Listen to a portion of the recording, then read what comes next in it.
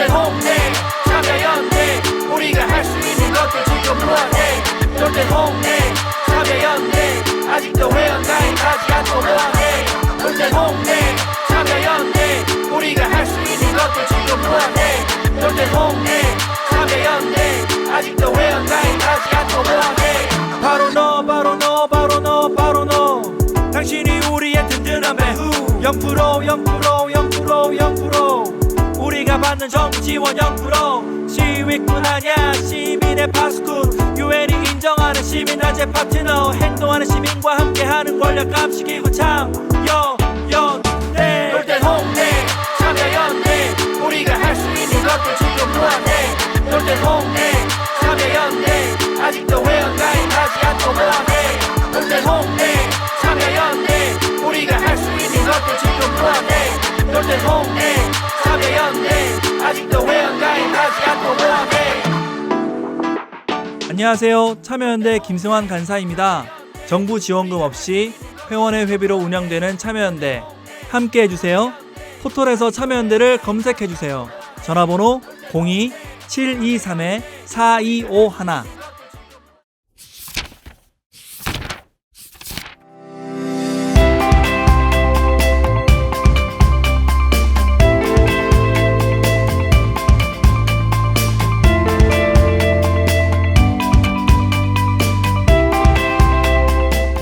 머리는 시원하게 뚫어주고 가슴은 따뜻하게 데워주는 책 이야기 팟캐스트 책 사이다.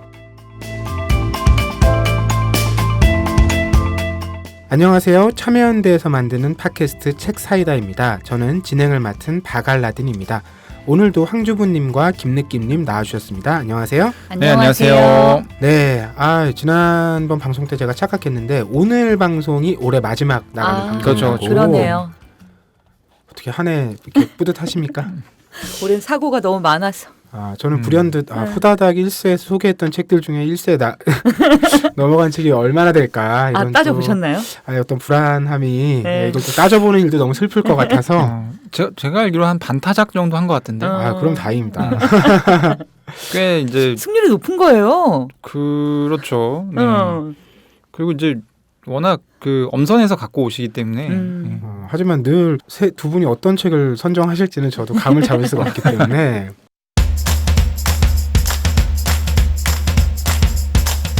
후다닥 1세 후보부터 살펴봐야 될 텐데 첫 번째 책은 스페인의 어떤 국민 작가까지는 아니지만 손꼽히는 또 문학계에서 높은 평가를 받는 하비에르 마리아스라는 작가의 신작 소설인데요. 사랑에 빠지기 문학과 지성사에서 나왔고요. 이 책은 저는 그냥 제목에 빠져서 사랑에 빠진다 이런 말 해본 지가 도대체 보통 그런 말 잘 안 쓰잖아요. 요즘에 그냥 뭐 누구 만나 썸타 뭐 연애하고 있어 뭐 이런 얘기를 하지. 나 사랑에 빠졌어 이런 얘기 너무 안 해본 것 같아서 저는 그거에 대해서 생각해 본 적이 있는데 사랑에 빠졌다는 거는 내가 어찌할 수 없다는 거잖아요. 그렇죠. 근데 요즘의 미덕이 뭐냐면 자기 통제예요. 맞아, 그러네. 맞아. 그러네. 네, 맞아요. 그래서 사랑에 빠졌다는 얘기를 잘 쓰지 않아요. 이게 옛날 말이라서 안 쓰는 게 아니라 오늘날 건강한 사랑하는 건강한 상태가 그렇죠. 빠지는 게 아니라는 거죠. 빠지는 게 아니에요. 저 같은 사람은 쓰죠. 사랑에 빠졌어. 나 와이프와 사랑에 빠졌어. 또 이렇게 피해가나요? 네. 요즘에 다른 사람들은 정말 그 운명적인 사랑이라고 느끼지 않으면 사실 쓸 수 없는 함부로 쓸 수 없는 표현이 됐죠. 맞아요. 이게 또 경험해보기 쉽지 않은데 어쨌든 fall in love를 번역하다 보니까 워낙 또 자주 쓰던 이런 용어가 됐죠. 어쨌든 뭐 이 책 첫 번째 책으로 제가 권해드렸고요. 이 책은 뭐 설정은 그렇죠. 뭐 매일 정말 같이 시간을 보내는 아주 사랑하는 부부가 있고 그 부부를 보는 주변에 어떤 또 인물이 있는데 그 부부의 한 사람이 어느 날 안타깝게 정말 불의의 사고로 목숨을 잃는데 그것을 위로하러 조문을 갔다가 거기에 그러니까 그 남편이 이제 목숨을 잃은 거잖아요. 그렇죠. 남편의 지인에게 이제 푹 빠지죠. 또 이제 근데 거기서 끝이 아니고 또 이제 아내 분의 또 어떤 사랑 얘기가 겹치면서 그렇죠. 네. 맞죠? 아니에요. 잠깐만. 그 지인이 아내를 사랑하는 거죠. 그치. 그래. 네, 그 지인분과 또 아내분의 이 연속 이런 거 삼각관계도 아니고 어쨌든 그러니까 한국에서 누가 이걸 써서 책으로 냈다. 그럼 막 또 막장이냐. 그럴 수 있죠. 할 텐데 이 책 평이 굉장히 좋다는 거. 네. 이 소설이고요. 네네. 그리고 두 번째는 제가 이 후다닥 1세에서 이런 사회과학서 하면 두 분 다 너무 다 이렇게 흥미롭게 안 느끼시는 것 같아요. 다 아는 얘기, 뭔가 덜 신선함. 왜냐하면 그런 거 많이 접하시니까. 두 번째로 골라왔던 책은 천주희 작가의 네. 회사가 괜찮으면 누가 퇴사해 이건데 이 천주희 작가가 전작이 있죠. 우리는 왜 공부할수록 가난해지는가. 이 본인도 이제 그런 경험을 했고 또 청년 세대가 학자금 대출부터 시작해서 네. 그리고 학교가 또 그런 금융 시스템을 학교와 국가가 계속 서로 선순환시키면서 이제 그 피해와 또 억압은 고스란히 젊은이들이 받게 되는 그렇죠. 그런 상황을 고발했던 책으로 주목을 끌었었는데 이번 책도 이제 당사자들의 이야기를 담고 있습니다. 그래서 퇴사라고 하면 보통 이제 경력을 오래 갖고 있는 사람 뭐 이런 장면을 떠올리는데 이제 요즘 뭐 어떤 대기업 들어가도 몇 년 만에 나온다 이런 얘기 많이 하잖아요. 맞아요. 그렇듯 청년들이 왜 그렇게 힘겹게 회사에 들어갔는데 어른들 말로는 오래 버티지 못하고 예, 그곳을 다시 나오느냐. 뭐 그렇다고 다음에 뭐가 준비되어 있는 것도 아닌데 어른들 말을 또 한번 빌리자면 대책 없이 예, 그 상황에 대해서 이제 얘기를 하는데 구성이 재밌죠. 취업 준비하기 전 단계, 취준생 단계 때 이 사람들이 겪는 어려움, 고민. 그다음에 입사 직후에 네. 또 뭐 일을 하면서 퇴사를 결심할 때 이런 이제 흐름에 따라서 네. 그렇죠. 그 당사자들의 목소리가 담겨 있는 책이고요. 그것에 맞게 제목도 뭐 발랄하게 나온 것 같아요. 그리고 세 번째 책은 제가 오늘 이 권한 후다닥 1세 세 권 중에 제가 가장 먼저 완독한 책인데 데이비드 포스터 월리스라는 이제 미국 현대 문단의 어떤 총아로 꼽히다가 젊은 시절에 스스로 목숨을 끊은 작가인데 이 작가 책이 한국에 번역이 많이 되지 않았어요. 왜냐하면 번역이 굉장히 까다롭다는 네. 정평이 나 있고 그렇죠. 이 끈 이론도 이 에세이인데 막 뭐 문장이 막 한 문단씩 이어져요. 우리가 한국어로 읽을 땐 잘 느끼지 못하는데 이걸 번역했다고 생각하면 정말 난망하죠. 근데 이 끈 이론은 뭐냐면 부제가 강박적으로 우울한 사람을 끌어당기는 가장 고독한 경기 테니스예요.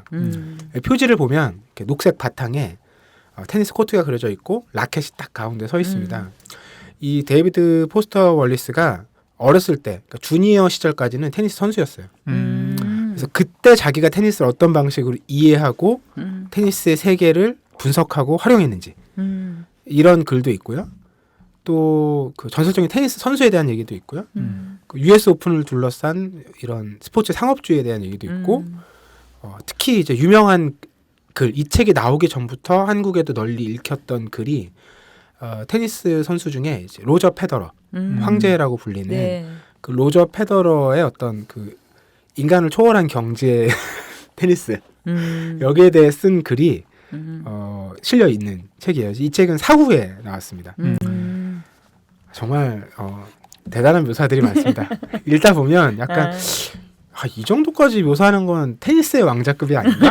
뭐 이런 생각이 드는 장면들도 나오는데 막 본인이 어렸을 때, 저 어렸을 때 얘기가 너무 인상 깊어서요. 첫 글인데 이런 거예요. 자기 동네 바람이 많이 불어요. 자기 딴에는 자기는 이 바람을 다 분석해. 막 바람을 미분하고 그 바람과 바람 사이 빈틈으로 공을 넣어서 이제 이기는 거예요. 성적도 좋아요. 자기 동네에서는. 근데 이제 나이가 점차 들면서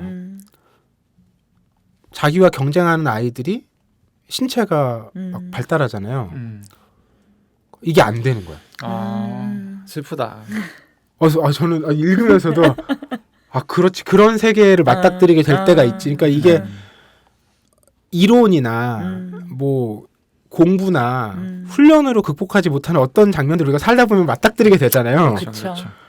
그 상황에 맞닥뜨렸을 때 이 사람의 어떤 상황. 결국 테니스를 앞서도 말씀드렸듯이 주니어 시절까지만 했기 때문에 접거든요. 그 이야기 굉장히 인상 깊었어요. 앞에만 읽을 때 막 정말 무슨 뭐 이렇게 AI가 테니스를 하듯이 막 모든 걸 다 극복할 것처럼 막 얘기가 되다가 갑자기 불현듯 아이들이 커지면서 이게 안 된다는 얘기가 굉장히 흥미로웠고요. 저는 또 테니스를 쳐본 적은 없는데 보는 건 굉장히 좋아하기 때문에 뭐 모든 스포츠를 보는 걸 좋아하지만 저는 라파엘 나달이라는 선수를 좋아하거든요. 아. 그래서 이게 굉장히 흥미롭게 읽었던 책이고 1세에 금방 나가지 않을까? 이런 생각도 해서 어쨌든 세 권을 골랐는데 네. 두 분은 어떤 책을 왜 고르셨어요?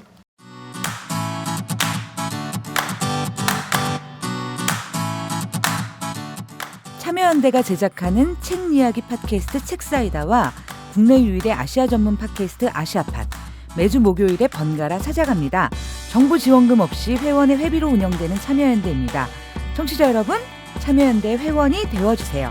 포털 사이트에서 참여연대를 검색하시거나 참여연대로 전화 주시면 됩니다. 전화번호 02-723-4251입니다. 저는 사랑에 빠지기에 한 표를 던졌어요. 제목 때문인가요? 일단 그리고 이제 약간 저희가 이제 그동안 후다닥 일세를 하면서 좀 무거운 책들을 많이 했잖아요. 그래서 그리고 이제 제가 요번 달에 정말 많은 책을 샀기 때문에 정말 이제 소설을 읽어야 할 때야 라는 오해를 가지고 실제로는 오해였습니다. 다시 말씀드리자면 오해를 가지고 사랑에 빠지게 한 표를 던졌습니다. 저는 항상 말씀드리지만 속어법으로 네, 고르는데 일단 끈이로는 제가 좀 시간을 두고 읽고 싶은 개인적인 이유가 있었어요. 그래서 내년에 읽으려고 놔뒀어요. 놔둔 책이어서 이거는 나중에 읽어야 되니까 오늘 이번에 읽으면 안 되는 거고. 그리고 회사가 괜찮으면 누가 퇴사에는 아까 박을라디님도 설명했다시피 많은 얘기를 이미 제가 들어서 별로 관심이 좀 없는 뭐 그런 내용이었고 제가 이제 이 후다닥 일세에서 선정하지 않았지만 그것과는 별개로 끈이론하고 회사가 괜찮으면 누가 퇴사에는 둘 다 제가 되게 좋아할 수밖에 없는 사실 책이에요. 그래서 오히려 그것 때문에 조금 멀리하게 됐던 그런 측면이 좀 있고 사랑에 빠지기는 저희가 이 팟캐스트를 하면서 황주군님도 잠깐 얘기하셨지만 저희가 약간 좀 메마른 사람이 돼가고 있는 건 아닌가. 우리 독자들 지적하다시피 인문사회 편중이 좀 심각한 거 아닌가 이런 생각들을 가지고 있기 때문에 항상 이 마음 한켠에 이 뭔가 소설 그것도 좀 말랑말랑한 사랑 얘기에 대한 그 구역이 따로 있습니다. 그래서 이제 그런 게 나타나면 이제 별로 어렵지 않게 선택하는데 이번에도 그래서 사랑에 빠지기를 고르게 됐죠. 근데 두 분 다 약간 이 말씀하시는 분위기를 들어보니 뭔가 기대했던 것과 다른 이야기였다라는 뉘앙스가 낌새가 아주 강력하게 전달되는데 어떤 점이 당혹스러우셨던 거예요? 일단 제가 이제 간과했던 것이 사람이 항상 실수를 하잖아요. 네. 이 자리를 빌어서 고백하자면 저는 제가 하는 남미 소설 받지 마세요. 그러니까 라틴 계열의 라틴 계열 소설이 저한테 잘 안 먹혀요. 경향적으로 뭐 마르케스 제가 태어나서 읽었던 것 중에 재밌었던 라틴 계열 소설 딱 하나예요. 로베르토 볼라뇨의 칠레의 밤이라는 소설이 있습니다. 그 책은 되게 재밌게 읽었고 다른 책은 그다지 별로 재밌다는 느낌 못 받았는데 이 책 같은 경우도 이 책이 엄청난 호평을 받았어요. 막장 스토리임에도 불구하고 엄청난 호평을 받았는데 읽고 나서 저의 드는 생각은 왜 이 책을 사람들이 호평하는지 알겠다. 뭐예요? 일단 말을 끝까지 읽으면 네네. 근데 저는 그렇게 재밌진 않았다. 솔직히 얘기하면 네, 근데 이제 그것은 남미 소설과의 저와의 이 부정교합 때문인 것 같고요. 왜 이 책 이게 실제 생활에서 일어나기 되게 어려운 스토리잖아요. 그럼에도 불구하고 그런 스토리를 설득력 있게 이어가는 필력이 있는 것 같아요. 그런 측면에서 왜 사람들이 이 책을 굉장히 좋은 책이라고 느낀 그런 걸 알 것 같고 또 하나는 문화적인 측면인데 한국에서 그러니까 왜 내가 이걸 막장 스토리라고 생각하는가를 생각해봤어요. 네. 외국에서는 이게 자연스러운 일인 거지. 그 허들이 좀 낮은 것 같다는 생각도 들었어요, 사실. 그래서 한국에서는 약간 이렇게 하면 뭔가 다른 의도가 있지 않나?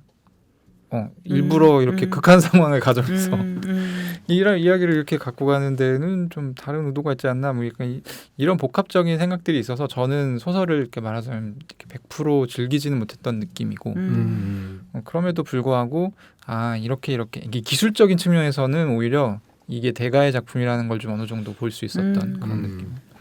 황주부님께서는요? 저는 일단 굉장히 낯설었어요. 음. 그 낯설었던 게 왜 낯설었지? 왜냐하면 사랑 얘기고 사랑에 빠지기고 제목도. 근데 되게 낯설게 느껴졌던 게 첫 번째는 제가 읽었던 소설들을 생각해 보면 대부분 행동에 대한 묘사나 상황에 대한 묘사가 되게 많아요. 그렇죠. 대부분. 그러니까 소설의 글을 이어나가는 게 그렇게 구성이 되어 있잖아요. 근데 이 소설은 실제로 굉장히 그러니까 대사는 많지 않아요. 네. 대사가 많은 게 아니라 뭐가 많냐면 주인공의 내면의 생각을 머릿속에서 물리는 생각이 엄청 많죠. 물리는 생각들을 막 엄청 써놓은 거예요. 그리고 그 생각과 다른 말을 해요. 왜냐면 우리가 항상 말을 할 때 그게 핵심이네. 머릿속의 말을 이렇게 그대로 하는 게 아니라 네. 이렇게 했기 때문에 이렇게 생각했기 때문에 실제 말할 때는 다르게 행동하잖아요. 네네. 그래서 그런 면들이 굉장히 낯설었어요. 그러니까 그러니까 진도가 안 나가는 거예요. 예를 들어서 뭐냐면 이게 솔직히 스토리는요. 한 10줄 요약이 가능해요. 그렇죠. 심플하죠. 스토리는 굉장히 심플한데 그 얘기를 이 사람의 내면의 얘기와 그 내면의 얘기에는 사실 어떤 게 있냐면 자기 내면의 갈등이라는 게 있잖아요.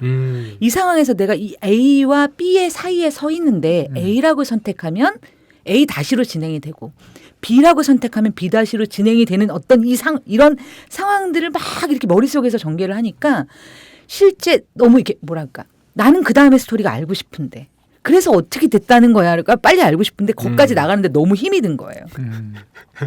그래서 굉장히 숨차게 정말 낯설다. 이러면서 이 책을 읽었고요. 이 책을 이렇게 뭔가 이해되도록 네. 이렇게 설명해 주시는 분을 처음 만났네요. 아 진짜? 네. 약간 지금 네. 약간 드라마 TV 칼럼니스트 네. 이렇게 일간지에 기고하시는 약간 지금 그런 급의 약간 설명이 나왔습니다. 지금 우쭐하고 있습니다. 그리고 또 재밌었던 게 뭐냐면 사실 간단하게 말하면 이런 거예요. 주인공은 우연히 만나게 된 죽은 남자의 친구를 사랑에 빠져요. 그렇죠. 근데 이 남자는 이미 그 죽은 남자의 아내, 그러니까 그 여자가 자기를 사랑하는 게 아니라 그 여자에게 사랑에 빠져 있는 거예요. 그러니까 어떻게 보면 등을 보는 사랑인 거죠. 그렇죠. 이 마리아라는 주인공은 이 주인공 남자의 등을 보고 있고 이 주인공은 또 다른 여자를 보고 있어요. 그 안에는 네. 죽은 남편을 보고 있고. 그렇죠. 이렇게 연결되는 스토리인데 저는 그건 되게 익숙하게 보였어요. 굉장히 익숙한 상황인 거죠. 그러니까 현실에서는 우리가 남자와 여자가 마주보는 이야기들만 나오고 그것만이 현실이라고 얘기해요. 연애고 사랑이고. 근데 실제 사랑이라고 하는 게 남자와 여자가 바라보는 확률이 얼마나 될까? 그게 사실 너무 어려운 확률이잖아요. 나는 B를 보고 B는 C를 보고 C는 D를 보고 사실 그런 게 훨씬 더 일어날 확률이 사실은 높은 거예요. 우리가 드러내거나 표현하거나 일상에서 현실로 뭐가 이렇게 스파크처럼 일어나지 않아서 그렇지 사실 이제 그런 상황들의 심리에 대해서 굉장히 탁월하게 묘사하고 있어요. 아니, 제 황주부님 평소에도 알고 있었지만 네. 정말 사랑에 대한 전문가시네요. 아니, 지금 조금 전에 한 얘기도 고개를 끄덕이면서 이렇게 그렇지. 야, 이렇게 설명을 할 수 있구나. 그래, 그런 사랑이 현실에서 훨씬 많지. 그러니까 깨닫는 바가 많은데요. 저는 약간 이게 오히려 좀 불편했어요. 왜냐하면 제가 생각할 때는 요즘에는 원사이드로 일어나는 사랑이 많지 않거든요. 그러니까 예전 같으면 네네. 그러니까 이게 제가 느끼는 불편함인 것 같아요. 네네. 남미 소설에 대해서 느끼는 불편함인 것 같은데 네. 이게 약간 옛날 얘기 같다는 생각이 계속 드는 거예요. 그러니까 옛날에는 만약에 이제 어느 뭐 교회 수련회에서 만났어요. 네. 만났는데 교회에서 만나는데 A가 B를 좋아하고 B는 C를 좋아하고 C는 D를 좋아하고 D는 A를 좋아한다. 그러면 옛날엔 이게 들통이 안 나요. 왜냐하면 이 네트워크의 이 네. 상호작용 자체가 가지수가 많지 않아요. 기껏 해봐야 뭐 아침에 가서 편지 주거나 아니면 집으로 전화하거나 이런 건데 좀 다 스마트폰 갖고 있고 문자 메시지 다 날릴 수 있고 그리고 SNS 들어가서 서로에게 어떻게 하는 걸 보면 다 나와요. 이렇게 제가 제일 좋아하는구나. 그러면 그 중에 이제 어떻게 해서 이게 돌아가게 돼 있어요. 그래서 보통 이제 우리가 요즘에 만나는 얘기들이 이런 거잖아요. 그리고 이런 관계의 대표적인 게 그 우리가 얼마 전에 소개했던 이응준 작가의 사랑의 이해. 네. 가 사실 그런 내용이잖아요. 네. 거기는 이제 네 사람이 나오는데 근데 이제 이거는 약간 내가 보기에 너무 옛날 얘기이지 않나 이런 느낌이 있는데 그게 막 이렇게 딴지를 걸고 싶을 정도로 뭐가 좀 동떨어졌다 했다는 느낌은 안 들고 예, 그래 약간 그런 측면이지 않나 싶어요. 그래서 저는 사실은 그러니까 재미라는 측면에서 보면 요즘 우리의 삶의 호흡과 너무 다른 거예요. 그런 면에서 되게 낯설고 되게 답답하다는 느낌을 어떻게 보면 소설 읽으면서 받았고 또 한편으로 도전을 받으면서 즐거웠던 부분은 저는 바로 그 지점이에요. 네. 그러니까 사랑이라고 하는 게 어떻게 보면 우리 욕망의 가장 되게 중요하고 되게 적나라한 거잖아요. 그렇죠. 그 사랑이란 욕망 앞에서는 여기서도 주인공이 상대방을 살인자로 의심하게 돼요. 내가 사랑하는 사람을. 근데 사랑하는 자로 의심하면서도 이 남자랑 자고 싶고 이 남자에게 연락이 오면 빨리 달려가고 싶은 자신이 있는 거예요. 사실은. 근데 우리가 사랑이라는 것, 이 감정에 대해서 어떻게 보면 그 본질을 그러니까 지금은 어떻게 보면 내가 뭐랄까 피해받지 않겠어. 나의 삶이 흔들리지 않겠어. 이런 게 사실 삶의 너무 전면에 있어서 사랑이나 연애나 다른 어떤 감정적인 부분들이 다 소모나 어떤 이런 것으로 취급되는 부분이 굉장히 많잖아요. 근데 사랑의 본질에 대해서 어떻게 보면 사랑에 빠진다라는 게 뭐야? 라는 그 문장이 있어요. 문단이 있는데 거기에 사랑과 사랑에 빠지기는 좀 달라. 네. 사랑에 빠진다라고 하는 거 보면 어떻게 보면 내가 약해지는 거라고 표현해요. 그렇죠. 그냥 약해져서 어쩔 수 없이 내 눈이 거기에 고정돼 있고 나의 행동이 모든 것에 이게 준비가 되어 있고 그러한 사랑의 본질적인 면들을 어떻게 보면은 굉장히 느린 호흡으로 마치 공부하는 심정으로 볼 수 있는 그런 소설이 아닌가 싶어요. 이게 예전에 제가 한번 두 분한테 그런 얘기 한 적 있는데 네. 파란색 장미를 상상할 수 있느냐라고 여쭤봤는데 이게 네. 상당히 어렵다는 걸 알고 이제 여쭤봤었죠. 네. 그러니까 내가 누군가를 좋아한다. 가령 뭐 교회에 나갔는데 처음 보는 남자애가 앉아 있는데 남자애가 너무 괜찮다라고 하면 그때 이 남자애를 점점 좋아하게 되면서 저 남자애랑 뽀뽀를 하면 어떤 느낌일까, 같이 자면 어떤 느낌일까라는 걸 생각할 때 이 소설처럼 디테일하게 생각할 수 없어요. 맞아요. 그렇죠, 그렇죠. 네, 그냥 갈망하는 상태 그대로의 마음을 가지고 있는 거예요. 자보고 싶다. 뽀뽀하고 싶다. 어떤 느낌일까? 뭐 이 정도겠죠. 한 두세 문장으로 축약할 수 있는. 근데 제가 되게 재밌는 경험을 한 게 짝사랑에 빠져 있는. 그러니까 요즘은 이런 사람이 없어요. 근데 불과 한 10년 정도 됐을 때, 10년 정도 전에 그런 때문에 이제 짝사랑에 빠져 있는 사람들 상담을 하면 짝사랑에 빠져 있는데 내가 얘를 어떻게 생각하고 얘 생각할 때 무슨 생각을 하고 얘랑 같이 뭘 먹고 싶고 이런 것들을 남자들은 시시콜콜 얘기하지 않는데 여자분들은 이런 걸 또 잘 얘기를 하잖아요. 되게 재밌는 현상이라고 저는 생각했는데 이걸 얘기하면서 이게 대먹임이 됩니다. 네. 그러니까 처음에는 한 3문장 정도밖에 네. 얘기를 못했던 게 이런 기회 많이 갔잖아요. 그럼 굉장히 내가 디테일하게 설명할 수 있어요. 내가 얼만큼 얘를 짝사랑하고 있는지를. 네네네. 예, 그런 측면에서 황주부님이 얘기하셨던 것처럼 재미가 있어요. 네. 재미가 있고 저도 전적으로 동의해요. 예, 그런 측면에서 되게 재미가 네네. 있고 네.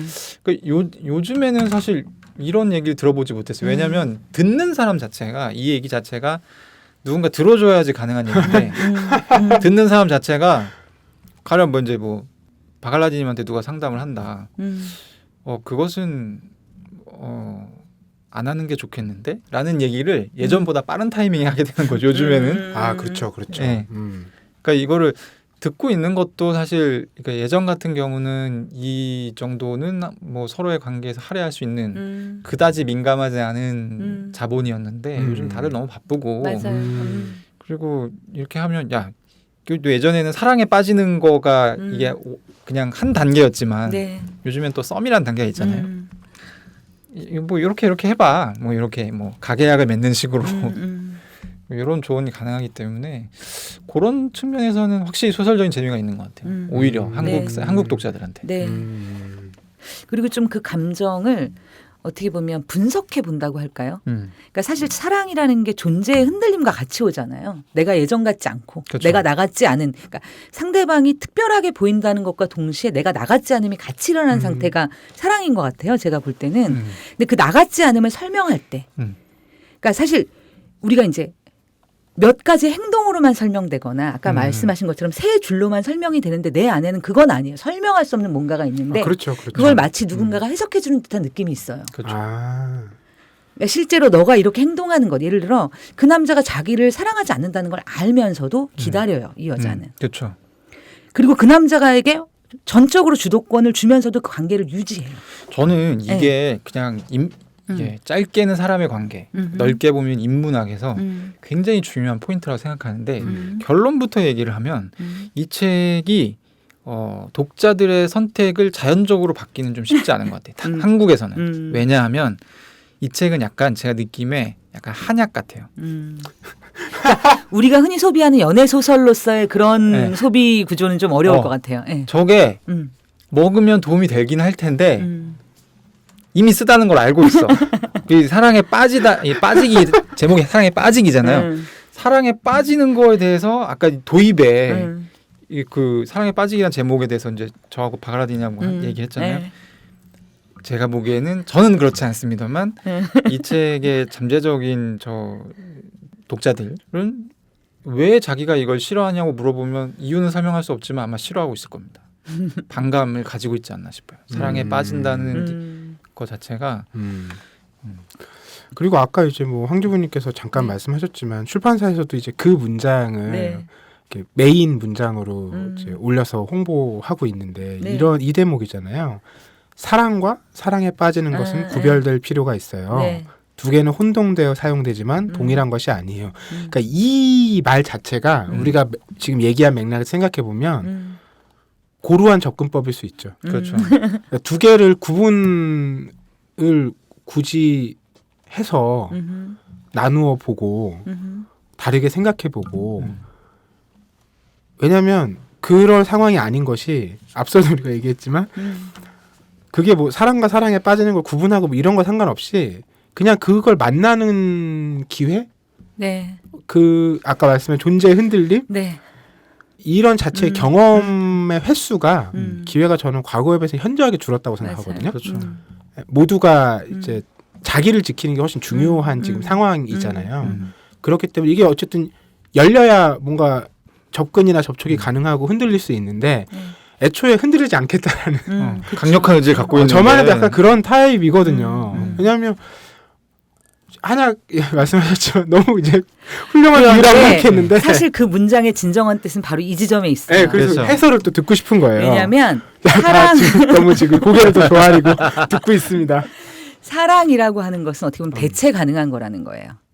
사랑이라고 하는 거는 예를 들어서 내가 아이도 사랑할 수 있고 부모의 사랑도 받을 수 있고 내가 A라는 남자를 사랑하다가도 B라는 예를 들어서 B라는 남자가 나타날 수도 있고 혹은 A랑 사별을 해서도 시간이 지나면 B랑 또 사랑에 빠질 수도 있잖아요.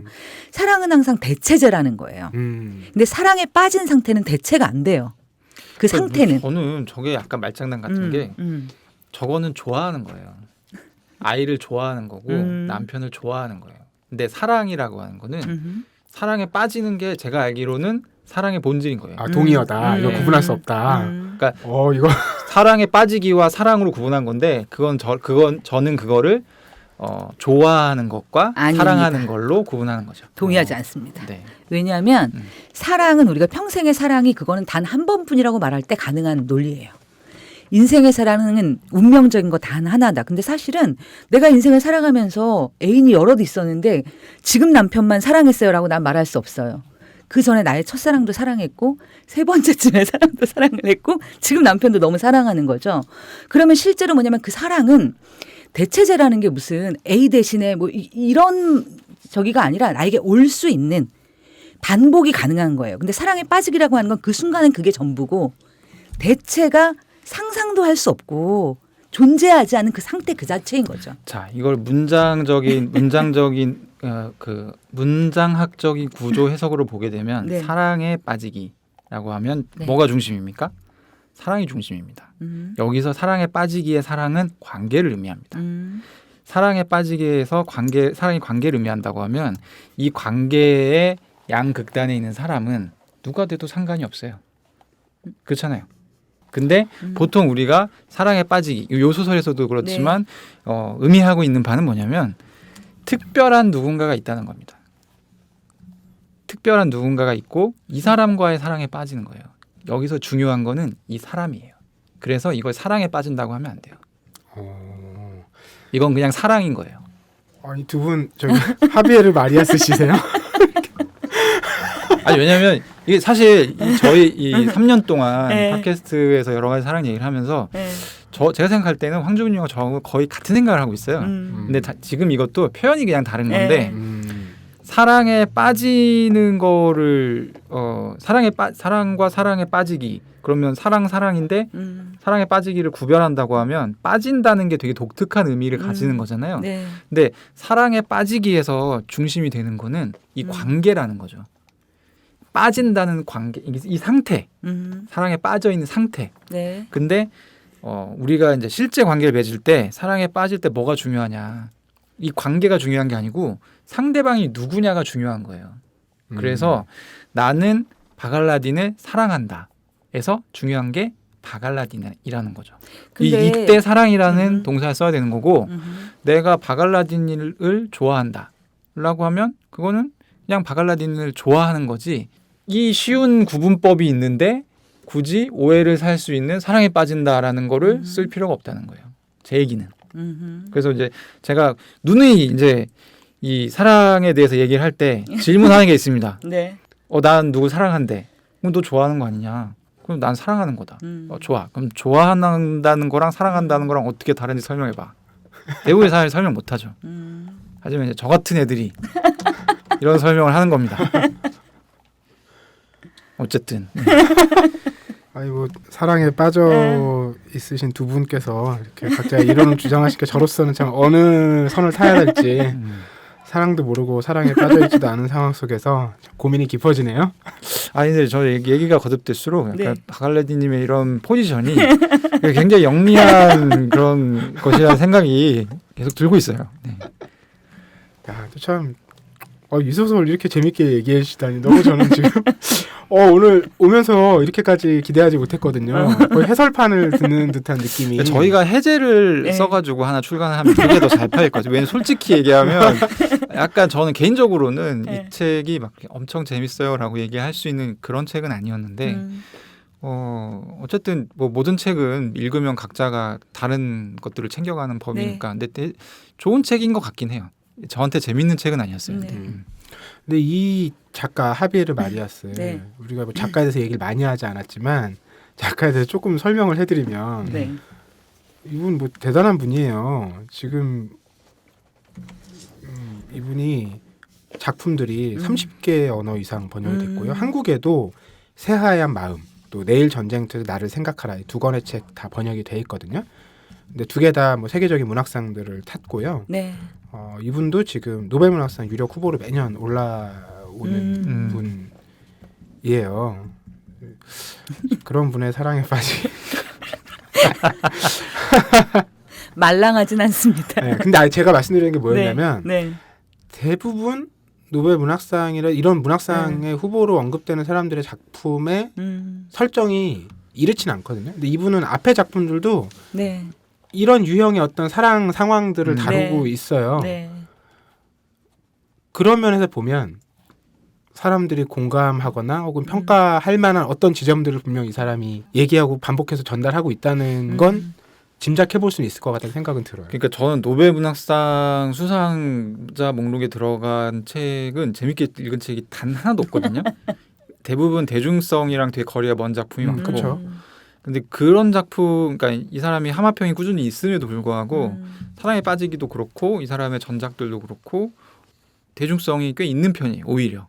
그래서 사람들이 읽기엔 되게 좋고 그리고 이 책 같은 경우 엄청 많이 소개가 됐어요.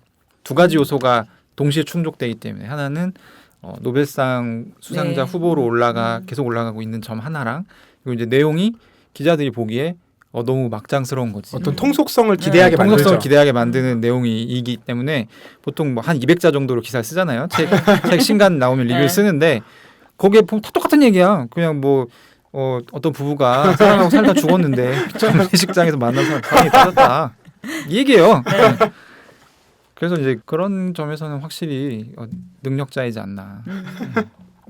없는 포인트입니다. 지금 회자되는 노벨문학상 수상자 후보 중에는 이런 소설을 쓴 분은 없습니다.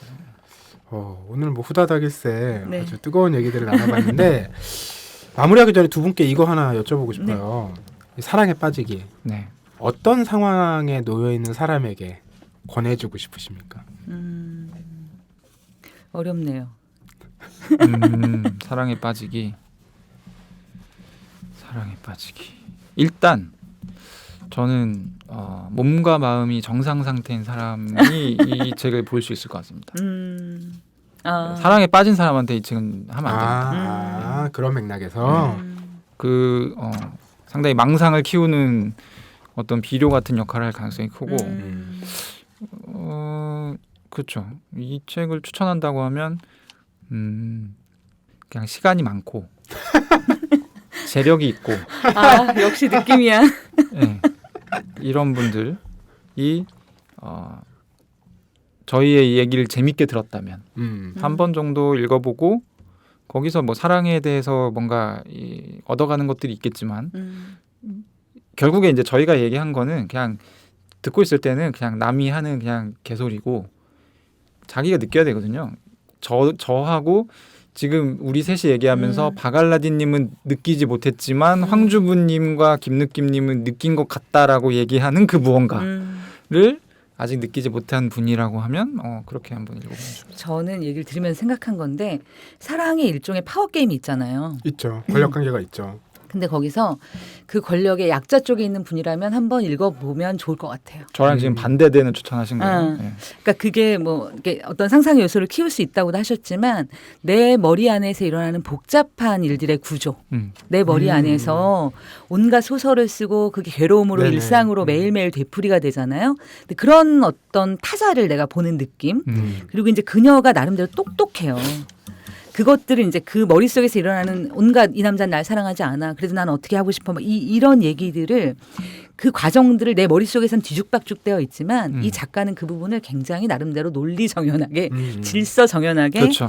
풀어주고 있어요. 그래서 그런 부분들을 한번 들여다볼 수 있는 계기가 될 수 있을 것 같습니다. 네. 저희 오늘 후다닥 1세는 하비에르 마리아스의 소설 사랑에 빠지기로 이야기 나눠봤고요. 저희 오늘 방송 마무리하기 전에 짚고 넘어갈 이야기가 있는데 네. 아마 청취하시는 분들께서 후다닥 1세가 아니라 이 부분을 기다리고 계셨을지도 몰라요. 그렇죠. 네.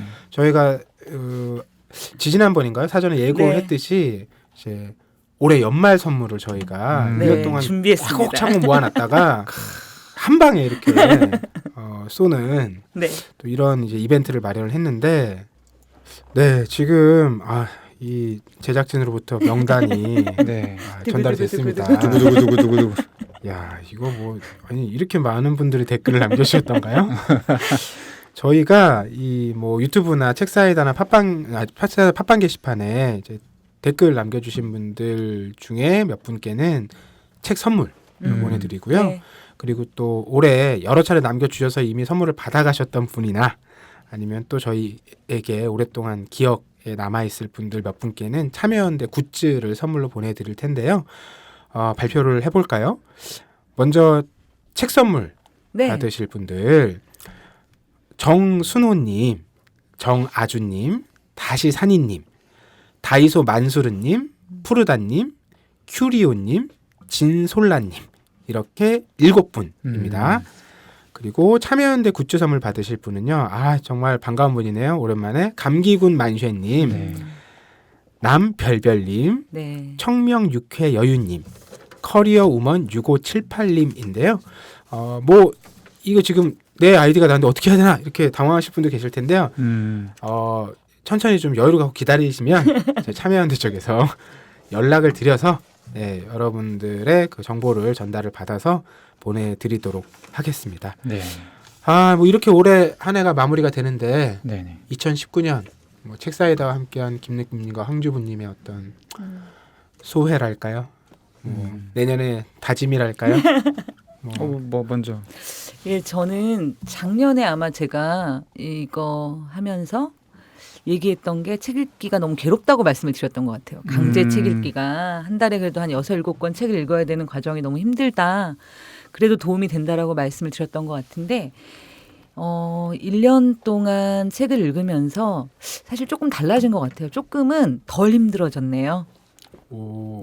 조금은 안 힘들다고는 말씀을 못 드리겠지만 조금은 덜 힘들어졌고 그 이유 중에 가장 큰 거는 내가 이 책 사이다가 아니었으면 이렇게 좋은 책을 어떻게 만났을까. 그러니까 정말 올해는 특히나 좋은 책이 많았던 걸로 기억에 남고 그래서 그걸 마구마구 주변에 전파하기도 하고 같이 읽기도 했던 정말 귀한 시간이 있었던 것 같고요.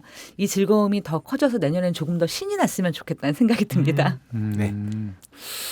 저는 얼마 전부터 저희 딸이 말문이 터져가지고 이제 대화가 가능한 수준이 됐습니다. 그리고 몇몇 표현들은 제가 쓰지 말아야 할 말을 하는 거를 걔가 듣는 바람에 굉장히 제가 저한테 그 얘기를 하면 제가 내상을 입는 약간 그런 표현들도 이제 서슴없이 막 하곤 하는데 그냥 올해는 성장의 해였던 것 같아요. 저한테는 저도 성장을 했고 그리고 딸이 급속도로 성장하는 걸 옆에서 지켜봤는데 걱정이 됩니다. 그래서 왜냐하면 이제 이 성장이라는 게 뭐 물론 이제 전통적인 경제적인 관점에서는 다들 좋은 걸로 생각하지만 이게 또 잘못된 방향으로 한 보 가면 또 그만큼 한 보 뒤돌아와야 되는 게 세상의 섭리 아니겠어요? 네. 그래서 저도 좀 조심스럽게 잘 성장을 해야 될 것 같다는 생각이 들었고 그리고 내년에는 책도 뭐 이제 책 사이다 하면 꾸준히 열심히 봐야겠지만 개인적으로 과제가 저희 딸이 이제 유튜브 너무 좋아해요. 그래서 좀 약간 불안해요. 아빠랑 대화 잘 안 하려고 해요. 유튜브를 너무 좋아해서 나중에 이 딸과 계속 얘기를 하기 위해서는 내가 유튜버가 될 필요가 있겠다. 왜냐하면 친구들이 인정해준 유튜버가 돼야 되는 거예요. 명확해요, 목표가. 딸의 친구들이 저 멋있다라고 얘기하는 유튜버가 돼야 돼. 요게 하나가 생겼고요. 또 하나는 딸이 이제 아이돌한테 눈을 떠가지고 되게 이른 거 아니에요? 그게 그 뽀로로라는 만화를 보는데 그 뽀로로하고 율동을 같이 하는 아이돌이 있더라고요. 모모랜드라는 아이돌인데 만화 캐릭터가 나와서 춤을 추면 되게 관심 없어 하고요. 걸그룹 언니들이 나와서 춤을 추면 넋을 잃고 바라봅니다. 그래서 저도 좀 춤을 배워야겠다 라는 생각을 했습니다. 잘 이런 계획들이 부디 잘 진행되길 바랍니다. 예, 어떠세요? 올해도 또 너무 많은 책들을 소개하지 않았나라는 생각을 늘 하면서 사는데 또 늘 한 해를 마무리할 때 되면 뭐 여기저기서 올해 책 뽑고 뭐 저에게도 이제 추천을 요청하기도 하고 돌아보면 아쉬운 책들이 늘 많이 있는 것 같아요. 내년에는 그런 아쉬움을 좀 덜 남길 수 있도록 더 적합한 책을 효과적으로 전달하기 위해서 노력을 해야겠다는 생각이 들고요. 올해는 저는 이렇게 완독한 책이 많지 못했던 것 같아요. 그러니까 필요에 의한 독서 외에 이렇게 어떤 시간적 제약을 갖지 않고 읽은 독서의 기억이 정말 너무 별로 없어서 스스로 좀 안타까운 점인데 새해에는 좀 그런 시간들을 충분히 가졌으면 좋겠다. 저뿐만 아니라 청취하시는 모든 분들도요. 네. 놀때 홍대 참여연대 우리가 할 수 있는 것들 지금 뭐해 놀때 홍대 참여연대 아직도 회원가입 하지 않고 뭐해 놀때 홍대 참여연대 우리가 할 수 있는 것들 지금 뭐해 놀때 홍대 참여연대 아직도 회원가입 하지 않고 뭐해 바로 너 바로 너 바로 너 바로 너 당신이 우리의 든든한 배후 0% 우리가 받는 정부 지원 0% 시위꾼 아냐 시민의 파수꾼 유엔이 인정하는 시민단체 파트너 행동하는 시민과 함께하는 권력 감시기구 참여연대 놀땐 홍대 참여연대 우리가 할 수 있는 것들 지금 모아내 놀땐 홍대 참여연대 아직도 회원 가입하지 않고 뭐하네 놀땐 홍대 참여연대 우리가 할 수 있는 것들 지금 뭐하네 놀땐 홍대 참여연대 아직도 회원 가입하지 않고 뭐하네. 저희 책사이다 후다닥 1세 오늘 52번째 날이었는데요. 여기서 마무리를 하고 새해에 또 건강한 모습으로 여전한 재미 그렇지만 신선한 이야기로 네. 찾아뵙겠습니다. 네, 여기까지 바갈라딘이었고요. 두 분도 인사 부탁드릴게요. 네, 네, 감사합니다. 감사합니다. 새해 복 많이 받으세요. 새해 복 많이 고맙습니다. 받으세요.